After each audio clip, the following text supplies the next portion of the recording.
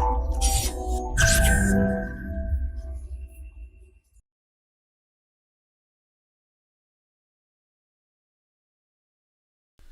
Friends, this is Gautam Pandey coming up with the next round of new simplified. तो आज की video में हम बात करेंगे व्हाट इज आईपीईएफ। तो फर्स्ट ऑफ ऑल जरा देखते हैं कि आईपीईएफ आखिर न्यूज़ में क्यों है। देखिए, रिसेंटली क्वाड समिट हुई थी। उसी क्वाड समिट के ड्यूरेशन में यूएस प्रेसिडेंट जो बाइडेन जी ने आईपीईएफ को इंट्रोड्यूस किया है और इंडिया सहित 13 कंट्री ने इसे साइन भी कर दिया है। तो इस वीडियो में हम समझेंगे कि ये आईपीईएफ क्या है, इसके ऑब्जेक्टिव क्या है, इंडिया को इसको शामिल होने से इंडिया को क्या प्रॉफिट होने वाला है, और साथ ही साथ चाइना का क्या स्टैंड है इस आईपीईएफ से रिलेटेड में, उसको भी डिस्कस करेंगे।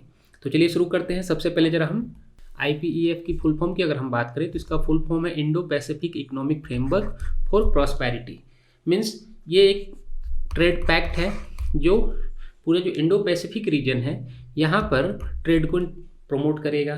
और इसके ऑब्जेक्टिव की अगर हम बात करें तो इसका मेन ऑब्जेक्टिव है कि जो इंडो पैसिफिक रीजन है यहाँ पर जो भी इकॉनमी है उन्हें सारी इकॉनमी को एक दूसरे से कनेक्ट करना, साथ ही साथ एक रिजिलियंट इकॉनमी को प्रमोट करना, ताकि जो क्राइसिस वाली सिचुएशन होती है, जैसा हमने पिछले 1-2 सालों में देखा कि कोविड-19 के कारण सारे नेशन को क्राइसिस का सामना करना पड़ा, तो उसके दौरान इस तरह की क्राइसिस वाली सिचुएशन में ये रिजिलियंट इकोनॉमी सभी एक दूसरे को हेल्प करेंगे और जो क्राइसिस से निपटने में मदद करेंगे।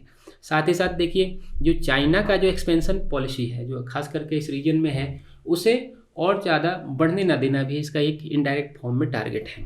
मेन ऑब्जेक्टिव इनडायरेक्ट फॉर्म है, डायरेक्टली तो कोई मानेगा नहीं, क्योंकि वर्ल्ड वाइड सिनेरियो में कभी कोई एक दूसरे को कभी एनिमी मानता नहीं है।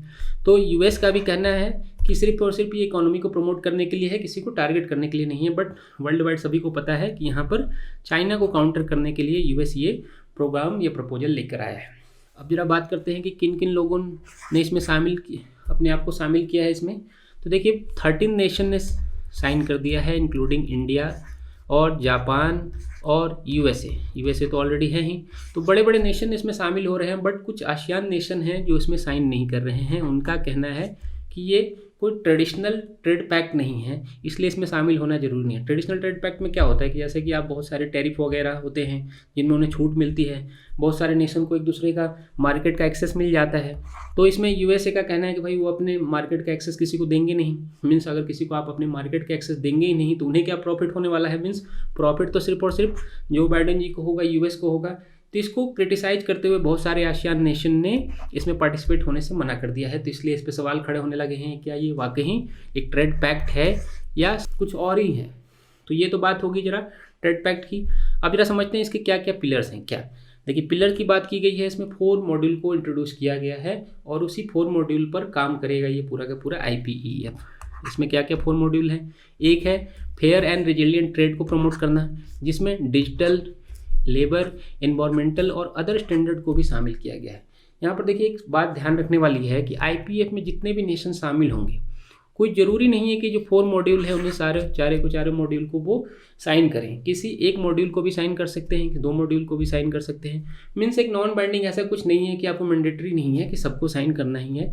तो ये भी एक पॉइंट निकल कर आ रहा है कि क्या सही में ये ट्रेड पैक्ट प्रॉफिटफुल होने वाला है या नहीं होने वाला है। तो उसमें अलग नहीं जाते, और डिबेट में हम फिलहाल देखिए। सेकंड, अगर हम इसके मॉड्यूल की बात करें तो सप्लाई चेन रेजिलियंस को बढ़ावा देना है। जैसा कि हमने डिस्कस किया कि क्राइसिस के सिचुएशन में सप्लाई चेन बहुत इंपॉर्टेंट हो जाता है। कोविड के टाइम में भी हमने देखा, खास करके जो अभी कोविड की वैक्सीन की बात चल रही है उसमें भी सप्लाई चेन इंपॉर्टेंट हो जाता है। साथ देखिए, यहाँ पर एक पॉइंट यहाँ पर ध्यान देने वाली बात है कि इसमें डिकार्बनाइजेशन को और क्लीन एनर्जी को प्रमोट करने की बात की गई है, जो बहुत ही अच्छी है। लॉन्ग टर्म में हो सकता है कि क्लीन एनर्जी को प्रमोट किया जाए तो हमारे जो इन्वायरमेंट है उसके लिए भी हेल्पफुल हो सकता है। और साथ ही साथ इसमें टैक्स और एंटी करप्शन को भी शामिल किया जाएगा। जनरली आप क्या देखते हैं, वर्ल्ड वाइड बहुत सारी बड़ी बड़ी कंपनियां होती हैं, जैसे गूगल हो गई, फेसबुक हो गई, बहुत सारे नेशन में काम करती हैं। तो ऐसी सिचुएशन में जो टैक्स वगैरह का प्रॉब्लम होती है उसमें एक बहुत बड़ा मुद्दा ये निकल कर आता है कि सभी नेशन एक दूसरे के साथ टैक्स इन्फॉर्मेशन को एक्सचेंज नहीं करते हैं। तो ऐसे में करप्शन होने के चांसेस बहुत ज़्यादा होते हैं। तो ये एक प्रॉफिट होने वाला है यहाँ पर कि टैक्स इन्फॉर्मेशन को शेयर किया जाएगा, मीन्स एंटी करप्शन के लिए काम किया जाएगा। तो ये पॉइंट यहाँ पर समझने वाली ज़रूरत है कि ये टैक्स को और एंटी करप्शन को भी हेल्पफुल होने वाला है। तो ये तो बात हो गई कि इसके क्या क्या मॉड्यूल हैं। देखिए, अगर इंडिया के स्टैंड की बात करें, क्योंकि इंडिया भी इसमें सिग्नेटरी है, इंडिया के स्टैंड की बात करें तो इंडिया का कहना है कि इससे बहुत ज़्यादा हेल्पफुल होने वाला है। क्या हेल्पफुल होने वाला है कि इकॉनमी है वो ज़्यादा बूस्ट होगी, स्ट्रेंथन होगी। साथ ही साथ जो इंडो पैसिफिक रीजन है वहाँ पर इंडिया का एक्सेस बढ़ेगा। साथ ही साथ समझिए इंडिया का स्टैंड ऐसा है कि इंडिया भी अपने आप को ग्लोबल लीडर बनाना चाहता है, खास करके जब ऐसे कुछ मौका मिले जहाँ पर चाइना ना हो, रसिया ना हो, तो इंडिया को मौका मिल जाता है कि वो भी बढ़ चढ़कर अपनी जो ग्लोबल पावर है उसे दिखाने की कोशिश करे, और साथ ही साथ यूएस के साथ मिलकर वो इंडो पैसिफिक रीजन में अपने आप को थोड़ा और स्ट्रॉन्ग बनाना चाहता है। क्योंकि ऑलरेडी यहाँ पर समझिए तो चाइना का दबदबा बहुत ज़्यादा है पूरे के पूरे इंडो पैसिफिक रीजन में, क्योंकि बहुत बड़ा एरिया उनसे टच करता है, कवर होता है।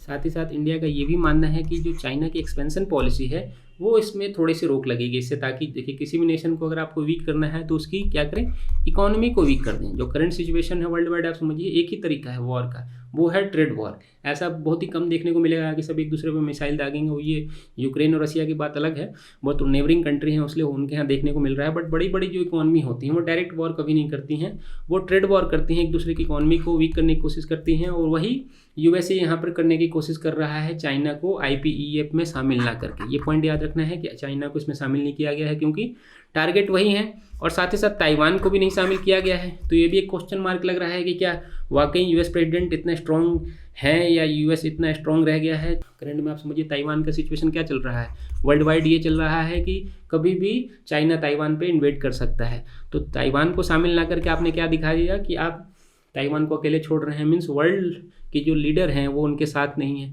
तो ऐसे में चाइना पावरफुल दिख रहा है यहाँ पर, एक तरफ आप चाइना को टारगेट कर रहे हैं, दूसरी तरफ आप ताइवान को शामिल नहीं कर रहे हैं। तो ये थोड़ा सा कॉन्फ्लिक्ट वाला मुद्दा है, उसमें हम नहीं जाते हैं। देखिए ये तो बात हो गई इंडिया के स्टैंड की।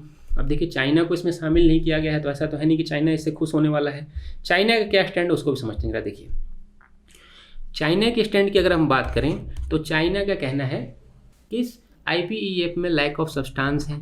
बहुत सारे ऐसी बातें की गई हैं जो फेयरफुल नहीं है, कहने को तो ये फेयरफुल दिख रहा है, बट चाइना का कहना है कि जो ट्रेड गाइडलाइन जारी किए गए हैं या जो एक्सपोर्ट स्टैंडर्ड रखे गए हैं वो किसी भी डेवलपिंग नेशन के लिए फुलफिल करना आसान नहीं होगा। साथ ही साथ इंक्लूडिंग इंडिया की भी बात करें तो आप इतना हाई स्टैंडर्ड रख दोगे एक्सपोर्ट की तो हो सकता है आप उसे फुलफिल ही नहीं कर पाओगे। तो ऐसे में प्रॉफिट सिर्फ और सिर्फ यूएसए को होने वाला है।